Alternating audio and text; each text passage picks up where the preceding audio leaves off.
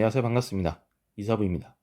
이번 시간에는 수학 문제를 푸는 데 있어서 어려움을 겪는, 즉 수학 문제가 잘 안 풀린다, 나는 아무리 공부해도 잘 풀리지 않는다, 이런 학생들을 위해서 그 원인을 분석하는 방법에 대해서 제가 안내를 해드리고자 합니다.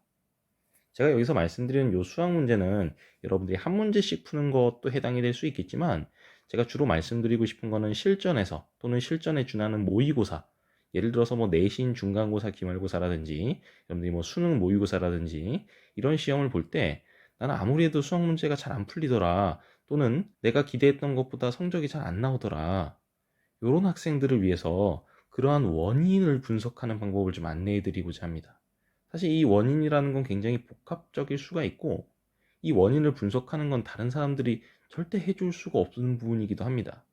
왜냐면은 이 원인을 분석할 때 제가 안내해 드리겠지만, 가장 중요한 건 실전 직후에, 즉 시험을 본 직후에 여러분들이 시험지를 가지고 분석을 하셔야 되는 건데, 여러분들이 시험 봤을 당시의 모습에 대해서 여러분들이 생각해보고 그때의 풀이 과정을 분석해보고 그때의 사고 과정을 분석해보는 게 가장 핵심적입니다. 근데 시험을 본 당사자가 아니면 어떻게 그걸 알겠습니까? 근데 대부분의 학생들은 어떻게 하냐면은 시험 보고 나서 시험지 집어 던지거나 버립니다. 그걸 다시 보는 친구들은 거의 많이 보지 못했어요. 그래도 좀 훌륭한 학생들은 오답노트라도 만들려고 하는데, 아예 시험지를 쳐다보지도 않는다, 그러면 다음 시험에서 발전을 기대하기는 어려운 겁니다. 당연한 거죠. 왜냐면은 사람들은 했던 실수 계속 반복하잖아요. 의식해서 내가 이런 실수 안 해야겠구나, 이렇게 해도 실수하기 쉽습니다. 저도 마찬가지입니다. 하지만 그런 식으로 조금씩 의식하면서 내가 고쳐가려고 노력하다 보면은 조금씩 나아질 수 있는 거예요. 오늘 영상은 그런 작업을 하는 방법에 대해서 제가 안내를 해드리고자 하는 겁니다. 오늘 영상을 잘 따라 하신다면 여러분들이 수학 공부하는 데 있어서 큰 전환점이 될 수도 있고, 그냥 지나치시게 되면 결국에는 여러분들의 실력은 정체되어 있을 수가 있다는 거죠. 한번 따라해 보시기를 적극 권해드리고요. 저는 본격적으로 말씀을 드리도록 하겠습니다. 먼저 이런 학생들에게 영상이 도움이 될 것 같은데요. 먼저 첫 번째, 내가 왜 수학 문제를 잘 못 푸는지 잘 이유를 모르겠다, 이런 학생들. 수학 개념을 열심히 공부했는데도 나는 문제만 풀면 틀리더라. 세 번째, 평소 수학 문제를 풀 때 나는 실수가 너무 많다, 왜 이렇게 나는 실수가 많은지 모르겠다, 이런 학생들. 평소에는 잘 풀다가도 실제 시험에서는 난 너무 많이 틀린다. 그 다음으로, 내신은 잘 보는데 수능 모의고사만 보면 나는 왜 이렇게 잘 못 보는지 모르겠다. 그 다음으로, 오답을 극복하기 위한 방안으로 이 오답 노트 말고는 난 잘 모른다, 이런 학생들에게 도움이 될 것 같은데요. 본인이 만약에 이런 거에 해당이 된다라고 생각되시면은 한번 이 영상을 열심히 보시면서 이런 부분들을 한번 극복해 보시고 좀 노력해 보시기를 적극 권해드립니다. 자, 영상을 보시기 전에 제가 이미 올려놓은 요 수학 잘하는 법 영상, 그리고 수학 공부를 힘들어하는 학생들을 위한 조언을 담은 영상을 제가 두 가지를 이렇게 올려놨습니다. 요거를 먼저 보신다면 본 영상을 이해하시는 데 도움이 되리라고 생각합니다. 자, 제가 드리고 싶은 첫 번째 조언은 뭐냐면은, 수학 문제를 못 푸는 원인을 스스로 진단해야 된다. 아까 제가 처음에 말씀드렸던 것처럼 이 원인은 스스로 진단하셔야 되는 거지, 뭐 선생님이라든지 친구라든지 아니면 누군가가 대신해 줄 수 있는 부분이 아닙니다. 자, 그러면 수학 문제를 자꾸 틀리는 원인은 어디에 있을까? 사실 이걸 판단하는 건 쉬운 얘기가 결코 아니에요. 원인이 정말 다양할 수 있습니다. 먼저 수학 외적인 원인이 있을 수도 있어요. 그러니까 수학과 관련 없이 수학 바깥의 원인인데, 예를 들어서 어떤 심리적인 요인, 나는 멘탈이 너무 약하다, 긴장을 너무 많이 한다, 이런 것 때문에 그럴 수도 있고, 아니면은 악필, 정말 나는 글씨를 못 쓴다. 사실 본인만 알아볼 수 있어도 괜찮긴 한데 본인이 본인을 속이는 경우도 가끔 있어요. 무슨 얘기냐면은 내가 써놓은 글씨를 내가 잘못 보고 잘못 문제를 풀 수도 있는 겁니다. 이 악필이 원인이 되는 경우도 있고요. 정신없이 푸는 학생도 있고, 그리고 성격, 침착하지 못하고 급하게 푼다든지, 구하는 것을 제대로 보지 못하고 빨리빨리 푸는데 집중하다가 어느 순간 내가 이상한 길로 빠진다든지, 그리고 집중력, 집중하지 못하고 중간에 갑자기 다른 생각한다든지, 뭐 이런 경우. 그 다음으로 시험 시간 관리 능력, 이것도 굉장히 중요한 얘기인데, 한 문제를 여러 번 읽는다든지 풀고 또 풀고 또 풀고 한다든지 뭐 이런 식으로 시간 관리가 잘 안 돼서 시간을 낭비하게 되다 보니까 뒷문제들에서 좀 어려움을 겪게 되는 그런 경우도 있을 수도 있겠죠. 되도록이면은 수학 문제는 한 방에 가야 됩니다. 자, 그 다음에 평소 공부 습관. 오늘 주목해 볼 것 중에 하나가 이건데요. 사실 여러분들이 해결 방안의 상당 부분을 여기서 좀 찾으셔야 돼요. 평소 공부 습관을 통해서 여러분들이 극복해 나가야 됩니다. 그리고 시험 후에 정답 및 오답에 대한 공부. 요거 너무너무 중요한 부분입니다. 학생들이 정말 많이 간과해요. 제가 3학년 담임하면서 학생들에게 시험 볼 때마다 항상 강조합니다. 모의고사 본 당일날 여러분들의 시험지를 가지고 정답 및 오답을 체크해라. 오답만 체크하기라도 하면은 그나마 다행인데 정답까지도 체크해라. 이렇게 얘기합니다. 왜 정답을 체크하라고 얘기하냐면은 여러분이 문제를 맞았어도 수학의 특성상 여러분들이 수학 문제를 보시면 이제 아시겠지만 여러 가지 것들이 합쳐 있잖아요. 뭐 스킬이든 뭐 수학 개념이든 다양한 것들이 막 엉켜 있는 문제들이 당연히 많이 나옵니다. 여러분들이 그걸 정말 다 알고 풀었는지, 다 알지 못해도 답이 나올 수가 있어요. 물론 시험 볼 때는 답을 찾는 게 중요하겠죠. 하지만 공부할 때는, 시험 보고 나서 공부할 때는 그런 부족했던 부분들을 여러분들이 채워 나가줘야 되는 겁니다. 그리고 어쩌면 여러분들이 풀었던 풀이 말고 훨씬 더 효율적인 방법이 있었을 수도 있어요. 그렇게 풀지 않았기 때문에 요 시간이 부족했고 뒷문제들에서 여러분들이 풀 시간이 부족해서 뒷문제들을 틀렸을 수도 있는 겁니다. 이런 것들 때문에 여러분들이 정답인 경우에도 문제들을 좀 확인을 해 보셔야 되는 거고요. 오답인 경우는 당연히 확인을 해 보셔야겠고요. 사실 여기 수학 외적인 원인보다 더 중요한 부분은 수학 내적인 부분입니다. 수학 내적인 부분에서 여러분들이 원인을 찾으려고 하는 게 굉장히 중요해요. 상당수의 학생들은 자꾸 나는 실수했다. 나는 멘탈이 약하다. 나는 시간 관리를 잘 못해. 이런 얘기를 하는데, 하지만 제 경험상 봐도 그렇고 수많은 학생들을 보게 되면 수학 내적인 원인이 있는 경우가 많아요. 학생들이 수학 문제를 틀린다. 내적인 곳에서 원인을 찾으려고 많이 고민해 보셔야 됩니다. 수학 개념이 부족할 수도 있어요. 그 개념이라는 거는 뭐 예를 들어 방정식 쪽이 부족할 수도 있고 함수 쪽이 부족할 수도 있고 아니면 역함수가 부족할 수도 있고 아니면 뭐 도형 쪽이 부족할 수도 있고 다양한 영역에서 다양한 개념들이 존재하기 때문에 다양한 영역에서 여러분들이 어디에서 수학 개념이 부족한지를 좀 고민해 보셔야 되는 거고요. 그리고 문제풀이 스킬이 부족할 수가 있어요. 스킬 자체를 아예 처음 보는 거다. 몰랐다. 이럴 수도 있어요. 그죠? 근데 그게 아니라 나는 분명히 배웠는데 까먹었을 수도 있고 아니면 나는 분명히 배웠는데 이걸 어디서 어떻게 써먹는 건지 문제에서 이 스킬을 왜 써야 되는지 그 근거를 찾아야 되잖아요. 그 근거로부터 아 이런 스킬을 써야겠구나 이렇게 판단을 해야 되는 건데 그러한 판단을 할 수 없었다라는 거는 내가 그런 근거를 찾는 거를 잘 못한다는 거죠. 이것도 사실 되게 다양할 수 있는 겁니다. 그리고 연산 능력 부족. 무슨 얘기냐면 나는 계산이 틀렸다 했을 때 그냥 아 내가 사칙연산을 잘 못하는구나 이렇게 하고 끝내면 안 되는 거고 내가 사칙연산 중에서도 뭐가 약한지 아니면 분수 계산에서 뭐가 약한 부분이 있다든지 뭐 이런 것들 조금 더 세세하게 계산 여러분들이 자주 틀리는 걸 좀 주목해 보실 필요가 있다는 거예요. 그래서 이번 시간에는 여러분들이 요 수학 내적인 원인을 분석하는 거에 대해서 여러분들이 요 방법에 대해서 제가 좀 주로 말씀을 드릴 거고 이 원인을 찾았으면 여러분들이 뭘 하셔야겠어요? 대책을 세워야겠죠. 이러한 나의 문제점을 극복하려면 어떻게 해야 되는가? 그 방안을 모색해 봐야 되지 않겠습니까? 그 방안은 여러분들이 어디서 찾는 거냐면은 평소 공부 습관이라든지 시험 후 정답, 오답 이런 거에 대한 공부, 그죠? 요런 부분들로 여러분들이 방안을 모색하셔야 되는 겁니다. 특히 평소 공부 습관 이런 부분 아시겠죠? 그러면 이런 수학 내적인 원인은 어떻게 찾는 거냐? 시험 후에 정답 및 오답에 대한 공부 시험 보고 나서 정답, 오답 이런 것들을 체크하는 과정 속에서 여러분들이 수학 내적인 원인을 찾으셔야 되는 거고 이러한 원인에 대한 방안은 평소 공부 습관 쪽에서 많이 그 대책을 세우셔야 되는 겁니다. 자 그러면 평소 공부 습관에 대해서 조금 더 제가 자세하게 말씀을 드리겠습니다. 이 공부 습관이라는 게 뭘 얘기하는 거냐면은 첫 번째, 나는 평소 수학 개념에 관해서 백지에 설명하고 그 예를 만들면서 공부하는 거야. 제가 수학 잘하는 법 영상에서도 그랬고 제가 지난번에 수학 공부를 어려워하는 학생들을 위한 조언을 담은 그 영상에서도 말씀드렸지만 여러분이 수학 개념에 대해서 안다 라고 얘기를 하려면은 여러분들이 그 개념에 대해서 말로 설명한다든지 글로 설명한다든지 이게 가능해야 되고 그 예를 만들 수 있어야 된다 이렇게 말씀드렸습니다. 어느 정도 이런 것들이 가능해야 되는 거예요. 이런 식으로 하면서 공부하는지 한번 돌이켜 보시면 좋겠고요. 만약 이 방법이 아니더라도 여러분들이 수학 개념에 관해서 공부를 하고 있냐라는 그런 얘기인 겁니다. 그 다음으로 나는 평소 수학 문제를 풀 때 멍 때리면서 문제를 푸는가? 멍 때리면서 푼다는 게 무슨 얘기냐면 집중력이 끊긴 거예요. 그냥 무념무상으로 문제를 풀고 있진 않은지. 이게 자꾸 수학 문제는 머리를 쓰면서 문제를 푸셔야 돼요. 무념무상으로 하고 계시면 안 되고, 자꾸 논리적으로 사고하려고 하고, 자꾸 추론해 보려고 하고, 생각하면서 문제를 푸셔야 됩니다. 자, 그 다음으로 나는 평소에 풀 때 기억에 의존하진 않는가. 기억에 의존해서 수학 문제 푸시면 안 된다라는 거 제가 지난 영상에서 많이 말씀을 드렸습니다. 자, 그 다음으로 나는 평소에 문제를 풀 때 배운 스킬을 어느 사강에서 적용하는지 알고 있는가. 요렇게 어느 사강에서 적용하는지 아냐라는 얘기는 논리적으로 내가 문제 속에서 어떤 스킬을 써야 되는 근거를 내가 찾아 나갈 수 있느냐 이런 얘기인 거죠. 그게 바로 수학적 사고력이에요. 그게 바로 문제 해결력이고.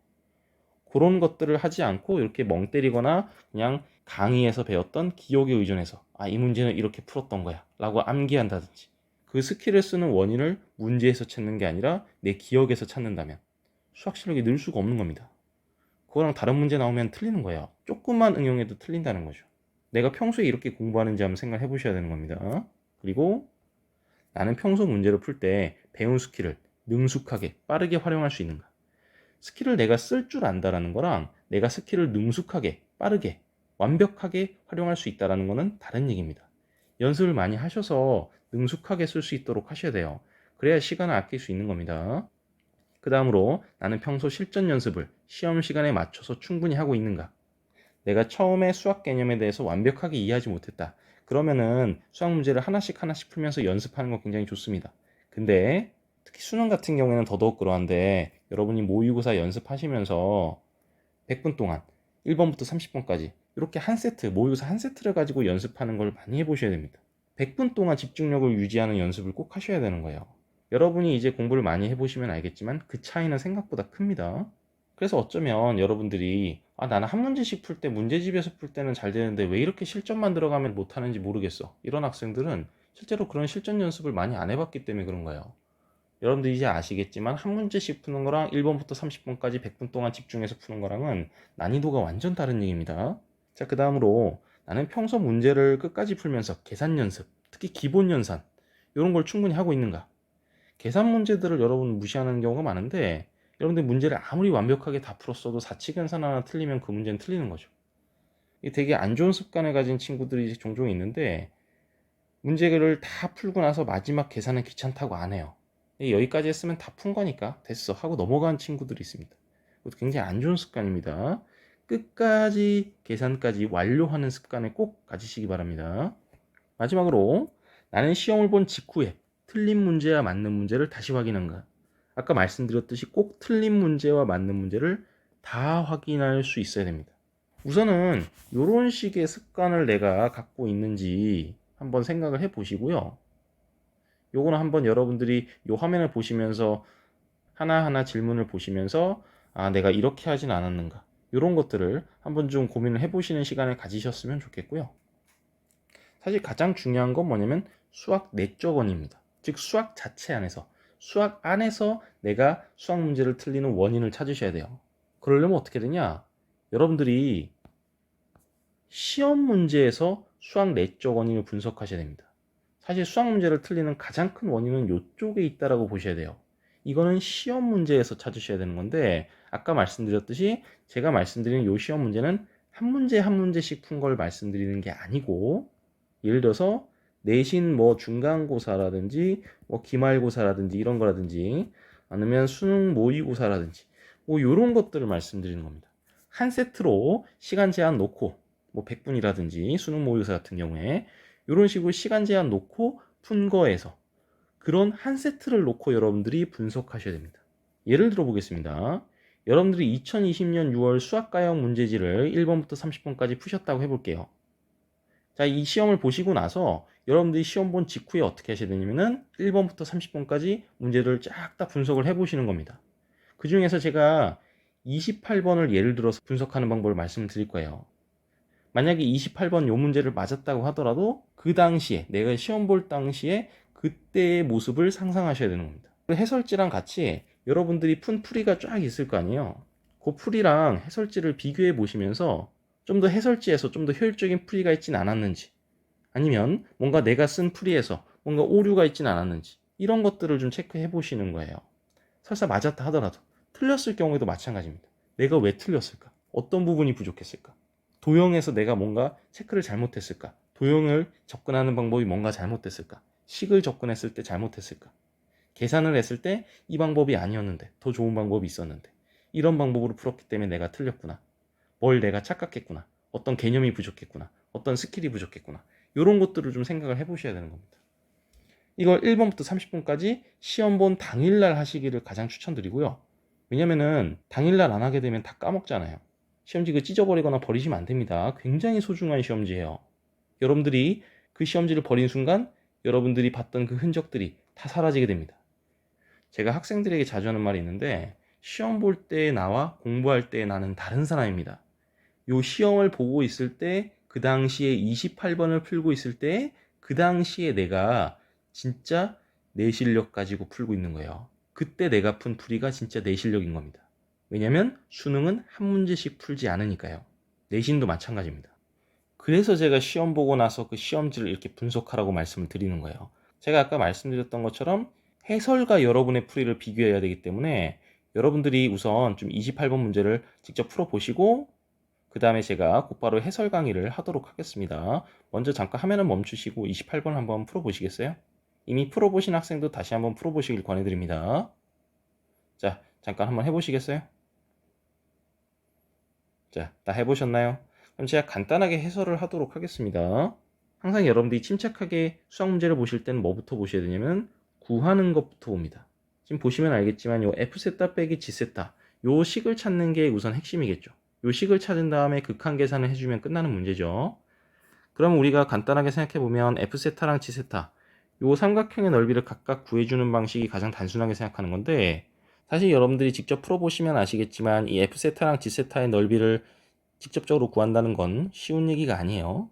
왜냐하면 각의 크기라든지 선분의 길이라든지 이런 것들이 거의 잘 드러나지가 않잖아요. 이런 거 파악하기가 좀 쉽지가 않습니다.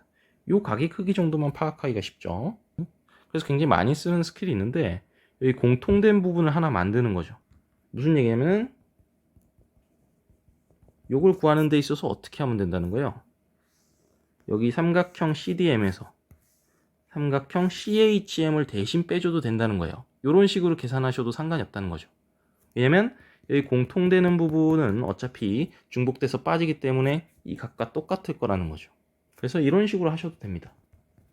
삼각형 CDM에서 삼각형 CHM으로 이렇게 빼셔도 된다는 거예요. 굳이 왜 이렇게 하냐? 왜냐하면 아까 말씀드렸듯이 이 F세타랑 G세타를 각각 직접 구하는 거는 쉬운 얘기가 아니에요. 하지만 지금 보시면 아시겠지만 이런 삼각형들은 구하기가 훨씬 쉽습니다. 왜냐면은 여기를 밑변의 길이로 보시면 밑변의 길이가 주어져 있기 때문에 높이만 구해주면 되겠다라고 생각하면 되잖아요. 그럼 실제로 그 높이를 구한다는 건 어려운 얘기가 아니죠. 그럼 먼저 삼각형 CHM의 넓이부터 한번 구해보도록 하겠습니다. 눈치 빠른 학생들은 보시면 아시겠지만 여기 M이 선분 BC의 중점이기 때문에 이 길이 1, 1인 상태에서 보시면 아시겠지만 이 삼각형 CHM의 넓이는 뭐랑 똑같냐면은 삼각형 BHM의 넓이랑 똑같죠. 원래 삼각형 CHM의 넓이를 구하려면 이 높이를 찾는 게 가장 기본적인 방법이 될 텐데 그래서 이 길이를 H라고 하게 되면 2분의 1 곱하기 여기 밑변 길이 1 곱하기 H 즉 2분의 1 곱하기 1 곱하기 H 이렇게 하는 게 가장 정석적인 방법일 텐데 사실 이렇게 할 필요가 없는 게 지금 보시면 아시겠지만 삼각형 CHM 이 부분의 넓이랑 삼각형 BHM 이 부분 넓이 보세요. 두 삼각형 넓이가 똑같죠. 왜냐면 두 삼각형의 밑변의 길이가 똑같으면서 높이도 똑같잖아요.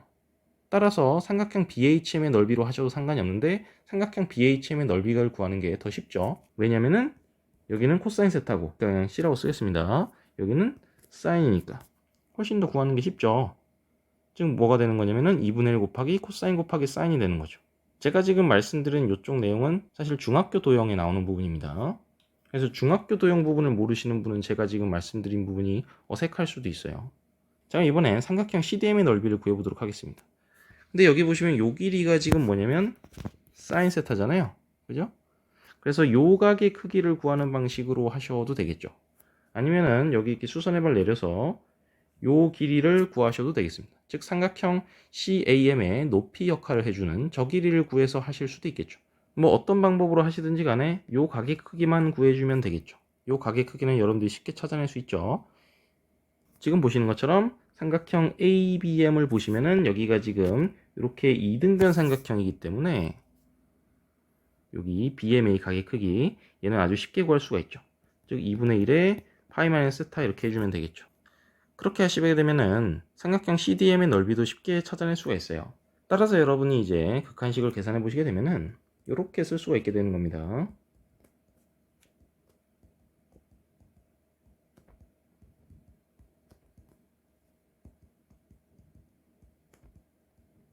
이런 식으로 여러분들이 쉽게 식을 찾아낼 수가 있어요.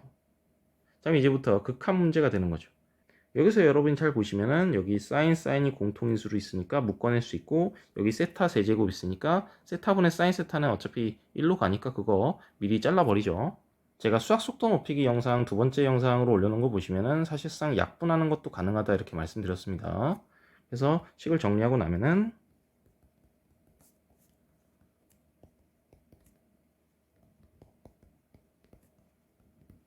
이렇게 되는 거죠. 여기서 로피탈 정리 쓰게 되면 여러분들이 쉽게 답이 16분의 3 이렇게 A 값이 나온다는 거 쉽게 찾아낼 수가 있게 됩니다. 따라서 80A는 뭐가 되는 거냐면은 16분의 3 곱하기 80이니까 답은 15가 되는 거죠.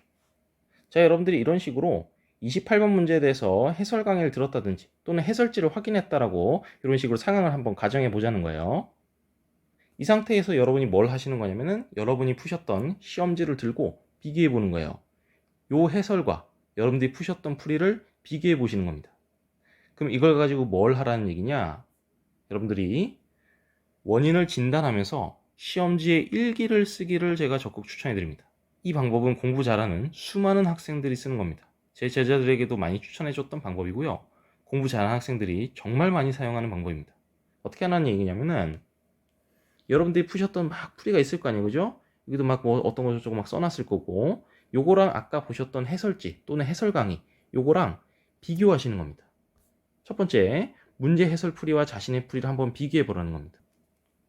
그 다음으로는 요게 진짜 중요한 건데, 시험 볼 당시에 풀이 과정, 여러분들의 사고 과정, 그 당시에 어떻게 생각했었고 어떻게 풀었었는지 기억을 되살리는 거예요. 그때의 생각을, 기억을 더듬어 보면서 그때 내가 요런 식으로 생각했었지, 요런 식으로 풀었었지, 내가 요렇게 했으니까 요렇게 풀었던 거야. 요 기억을 되살리는 게 굉장히 중요해요. 요런 식으로 기억을 되살려 보시면서 나의 문제점이 뭐였는지 한번 써보시는 거예요. 일기 쓰듯이 그냥 글을 쭉 문제지 옆에다 그냥 쭉 쓰는 겁니다. 그 다음에 이런 문제가 있었어. 내가 그 당시에는 이런 식으로 생각을 했는데 이런 식으로 했었어야 되는데 내가 이런 부분이 부족했었다. 따라서 내가 이런 식으로 앞으로 생각해야겠구나. 이런 식의 공부가 더 필요하겠구나. 이런 식으로 해결 방안을 쓰는 거예요. 그 해결 방안은 결국에는 뭐랑 연결될 수밖에 없냐면은 여러분들의 현재 공부하고 있는 습관, 내가 뭘 공부해야겠다라는 식으로, 그런 식으로 여러분들이 어떤 공부에 대한 계획까지도 세울 수가 있는 겁니다. 그게 제일 중요한 거예요. 오늘 사실 제가 말씀드리고 싶은 하이라이트는 바로 이겁니다. 일기를 쓰라는 거예요. 시험지에다가. 오답 노트를 만들지 말고 이렇게 하시는 것이 좋습니다. 오답 노트는 여러분들이 잘라 붙여가지고 이렇게 따로 노트 만드는 거잖아요. 그거는 한두 문제 틀리는 애들에게 했을 때 굉장히 효과적인 겁니다. 아까 말씀드렸듯이 실전이 제일 중요한 거예요. 시험 볼 때 나, 연습할 때 나는 다른 사람입니다. 근데 한 문제씩 잘라가지고 이렇게 오답 노트를 붙이게 되면은 그 현장감이 뚝 떨어져요. 실전에서의 나의 모습이 아니라 한 문제씩 풀 때 나의 모습으로 돌아가게 돼요. 그러면 되게 여러분들이 오답 처리를 하는 거에 대해서 실제로 그 의미가 많이 퇴색될 수가 있는 거예요. 이런 식으로 여러분들이 각 문제마다 일기를 쫙 써놓고 나중에 복습하실 때 시험지 꺼내가지고 한번 쭉 읽어보시는 거예요.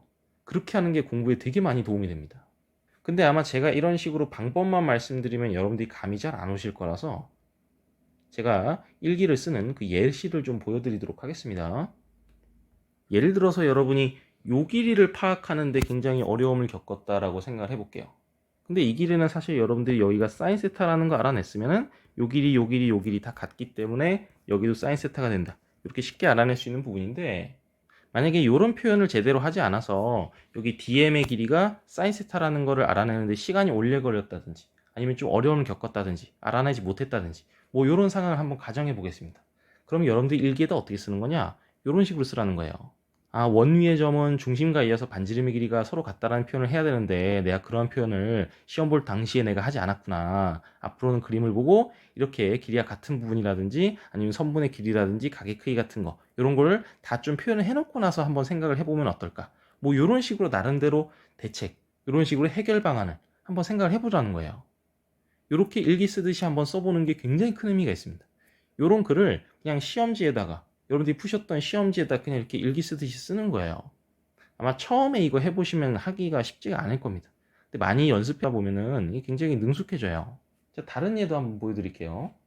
아까 제가 해설 강의에서도 말씀드렸던 것처럼 공통 부분을 일부러 만들어서 F세타랑 G세타식을 찾기가 이렇게 어려운 경우에 또는 복잡한 경우에 어떻게 하냐면은 F세타랑 G세타를 직접적으로 각각을 구하지 않아도 F세타랑 G세타를 공통 부분을 만들어서 삼각형 CDM에서 삼각형 CHM의 넓이를 빼는 방식으로 우리가 요식을 찾아낼 수 있다. 제가 이런 말씀 드렸죠. 그런데 이렇게 하지 않고 여러분이 F세타랑 G세타를 예를 들어서 직접 구하려고 노력하다가 시간만 낭비하게 됐다든지 그래서 결국 28번을 못 풀었다든지 뭐 그런 상황을 한번 가정해 보겠습니다. 그러면 뭐 예를 들어서 이런 식으로도 일기를 쓸 수가 있겠죠.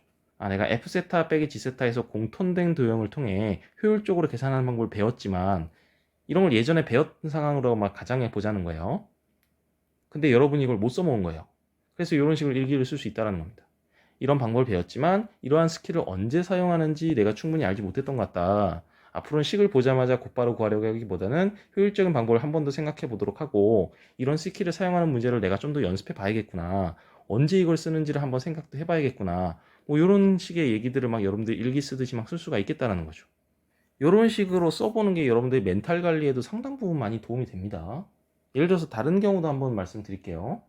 여기를 뭐 사인 세타, 코사인 세타로 했다든지 아니면 여러분들이 요 직각삼각형을 봐서 요 길이를 구하려고 했는데 요걸 구하는 과정에서 요 길이를 여러분이 잘못 썼다든지 뭐 이런 식의 실수를 했었다고 칩시다. 그럼 예를 들어서 뭐 여러분들이 이런 식으로 쓸 수도 있겠죠. 직각삼각형에서 코사인 사인 표현하는 식에서 내가 실수가 있었다. 평소에는 잘 썼던 공식인데 각의 크기와 그림이 평소와는 다른 모습이라 헷갈렸던 것 같다. 직각삼각형을 다양한 형태로 그려보고 이 표현을 더 연습해 봐야겠다. 뭐 이런 식으로 생각하실 수도 있을 겁니다. 아니면 여러분들이 이 문제를 맞았다 하더라도 더 효율적인 방법이 있었을 수가 있겠죠. 예를 들어서 여기 삼각형 CHM 넓이를 구하는 것보다는 요 넓이를 구하는 게 더 효율적이기 때문에 더 빨리 할 수 있죠. 이런 생각도 할 수 있는 거죠. 즉 밑변의 길이가 같고 높이가 같은 두 삼각형의 넓이가 같다는 점을 신경 썼으면 내가 더 빨리 풀 수 있었을 텐데 라는 아쉬움이 남는다. 삼각형의 넓이 문제에서 이러한 부분을 더 신경 써서 앞으로 풀어보도록 하자. 또한 중학교 도형 내용을 다시 좀 복습해야겠다. 이런 식으로 일기를 써볼 수도 있겠죠. 아니면 아예 이 식 자체의 의미를 몰라서 못 풀을 수도 있어요. 그러면 내가 이 식의 의미를 잘 모르겠다. 이 부분에 관해서 책을 다시 살펴보고 공부해야겠다. 아예 내가 이 개념 자체를 모르는구나. 개념 강의를 아예 새로 들어야겠다. 이렇게 생각할 수도 있는 거고요. 아니면 여러분들이 로피탈 정리를 쓰긴 썼는데 이 상태에서 바로 로피탈 정리를 썼다고 해볼게요. 그럼 이게 고배 미분을 해야 되는 상황이기 때문에 식이 오히려 더 복잡해지죠. 그러면 이렇게 쓸 수도 있겠죠. 극한을 풀 때 로피탈 정리를 곧바로 활용했는데 우선 간단하게 정리한 다음에 로피탈 정리 활용했다면 더 쉽게 계산했을 텐데 시험 당시에는 시간이 부족하여 급한 마음에 충분히 생각하지 못했다. 로피탈 정리를 활용하는 문제들을 더 능숙하게 풀도록 이런 문제들을 더 연습해야겠고 앞 문제들에서 시간 관리가 부족했던 문제들을 한번 돌이켜봐야겠다. 아니면 사실 꼭 로피탈 정리를 쓸 필요는 없잖아요. 로피탈 정리 말고 원래 교육과정에서 의도한 대로 문제 푸는 방법에 대해서 내가 숙지하지 못했구나. 이런 것도 익혀놔야겠다. 뭐 이런 식의 일기를 쓸 수도 있는 거죠. 그 다음으로 어쩌면 여러분들이 요거 계산하는 과정에서 요 괄호 속 계산 잘못하다가 틀리는 실수를 했다라고 예를 들어 가정해 보겠습니다. 그러면 뭐 이렇게 쓸 수도 있겠죠. 극한의 계산하는 과정에서 괄호 안에 부호를 틀리는 실수를 했다. 시험 볼 당시를 돌이켜보면 이미 답을 다 찾았다는 생각에 너무 흥분했던 것 같다.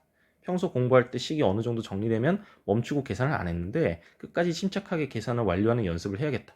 뭐 이런 식으로 나름대로 자기 해결책을 찾아나가는 이런 식의 일기를 쓸 수도 있는 거죠.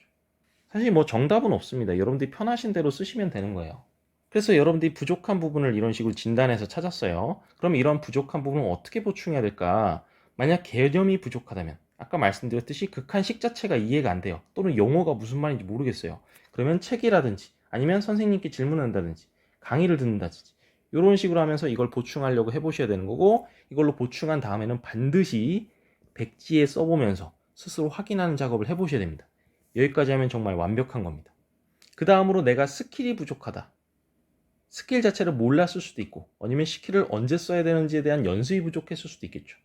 여러분들이 해설지랑 해설 강의를 들으면서 이런 스킬을 뭘 썼는지 한번 여러분들이 확인을 하겠죠. 아, 내가 이런 부분을 썼으면 훨씬 더 효율적이었을 텐데, 이렇게 했으면 문제를 훨씬 더 잘 풀었을 텐데, 더 빨리 풀었을 텐데, 이런 스킬을 언제 쓰는지 확인하고, 그 다음에 이런 것들을 다시 연습하는 거죠. 만약에 여러분들이 이런 식으로 계산 실수를 했다 라고 한다면, 계산 연습을 내가 더 많이 해야겠구나, 계산할 때 집중해서 해야겠구나, 문제를 평소에 끝까지 푸는 연습을 해야겠구나, 이런 식으로 여러분들이 나름대로 해결 방안을 생각하는 거죠. 내가 그림을 잘못 봤다. 그럼 도형에 대한 감각이 부족했을 수도 있는 거예요. 중학교 도형 공부를 좀 더 해야겠구나. 중학교 쪽에 나오는 도형 내용들이 수능에 나오는 게 굉장히 많습니다. 이런 공부가 부족했을 수도 있어요. 이런 식으로 나름대로 원인을 찾으셔야 되는 겁니다. 문제를 내가 잘못 읽었다. 독해력과 침착성이 부족했을 수 있어요. 항상 목표를 체크합니다. 목표가 무슨 얘기냐면 내가 문제를 풀 때 구하는 게 뭔가를 생각하셔야 되는 거고, 그리고 좀 이미지 트레이닝 이런 것도 좀 평소에 많이 해보시는 게 좋습니다. 여기 침착성이 부족해서 일어나는 실수 같은 경우에는 내가 이런 것들을 평소에 시험 보는 상황을 상상 훈련을 하는 거죠. 이런 걸 해보면서 조금 침착해지도록 노력을 좀 하시길 권하고요. 자, 그 다음 조언은 뭐냐면은 필기한 것 보지 말고 문제만 보고 공부하라는 겁니다. 이건 특히 제가 이제 스킬과 관련해서 말씀을 드리고 싶은 건데요. 제가 지난 시간에 기억에 의존해서 이 문제에서는 이 스킬 썼으니까 나도 똑같이 써야지, 이게 아니고 문제만 보고 해설에서 그 근거를 찾으시면 안 되고, 문제를 보고 문제 속에서 이 스킬을 써야 되는 그 근거랑 그 이유를 파악하는 능력이 굉장히 중요합니다. 이걸 언제 써야 되는지 그 상황을 인지할 수 있어야 되는 거예요. 그 능력이 정말 중요합니다. 따라서 여러분들이 필기한 걸 보시게 되면은 여러분들이 그 필기에 의존하게 되는데, 아까 말씀드렸듯이 문제에서 근거를 찾아야 되는 거기 때문에 문제만 보고 공부하셔야 되는 거예요. 그래서 제가 추천하는 방법은 모의고사지 아예 새 거 가지고 아예 그냥 문제만 보고 다시 풀어보는 거예요. 사실 더 좋은 방법은 어느 정도 좀 시간이 흐르고 나서 기억이 좀 흐릿해질 쯤에 다시 풀어보시길 권하고요. 그리고 이것과 관련된 문제들을 꼭 다시 풀어보셨으면 좋겠습니다. 아까 여러분들이 보셔서 아시겠지만 일부러 공통 영역을 만들어서 요 식을 여러분들이 수월하게 만들어 나가는 거잖아요. 요게 바로 이 문제의 핵심적인 아이디어였죠. 사실 이 아이디어는 굉장히 예전부터 많이 사용됐던 아이디어입니다. 예를 들어서 여기 2019 6월 1년 전에만 해도 그 아이디어 쓰는 문제가 이렇게 나왔습니다. 이런 식으로 관련된 문제들을 직접 여러분이 풀어보시는 게 좋아요. 여기 S1 빼기 S2 같은 경우에도 여기서 이거 빼면 됩니다. 즉 여기 공통부분 만들어가지고 생각하시면 되는 거예요.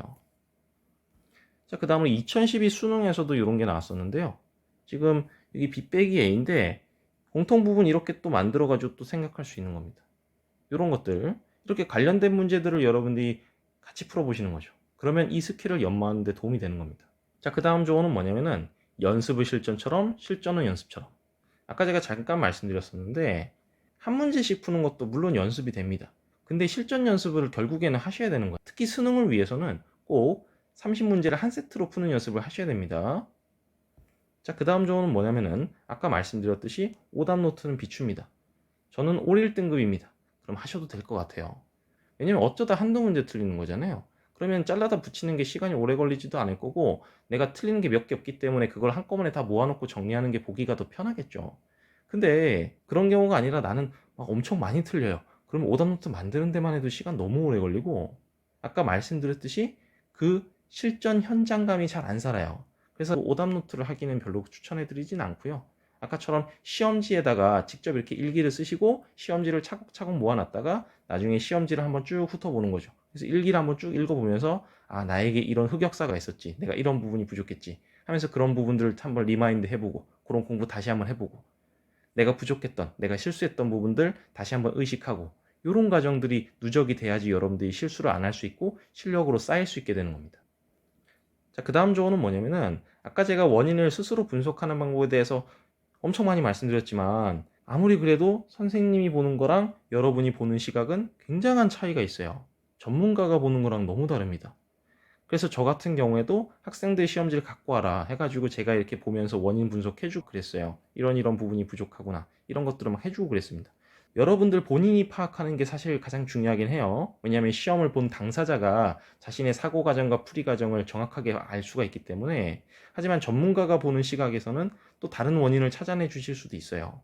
그게 되게 많이 도움이 될 수 있습니다. 그 다음으로 마지막 조언입니다. 아까 제가 일기 쓰면서 해결 방안으로 결국 말씀드린 부분이 상당 부분이 공부 습관으로 결국엔 귀결된다라는 거 보셨죠? 그죠? 평소 공부 습관에서 해결책을 찾으셔야 돼요. 원인은 어디에서 찾는 거냐면 여러분들이 시험 문제지, 여러분들이 실제로 시험 보신 시험지에서 찾는 거고, 그것으로부터 원인을 파악했다면 결국엔 여러분의 공부 습관에서 해결책을 찾아 나가셔야 되는 겁니다. 제가 알려드린 방법대로 좀 해보시길 권하고요.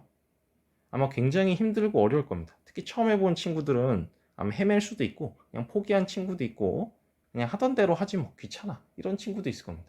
한번 변화를 주시면서 여러분들이 수학 공부에 전환점을 주신다면 여러분들의 수학 성적에도, 여러분들의 특히 수학 실력에도 큰 전환점이 될 수가 있다고 생각합니다. 긴 영상 시청해 주셔서 감사하고요. 여러분들 너무 고생 많으셨습니다. 여기까지 하겠습니다.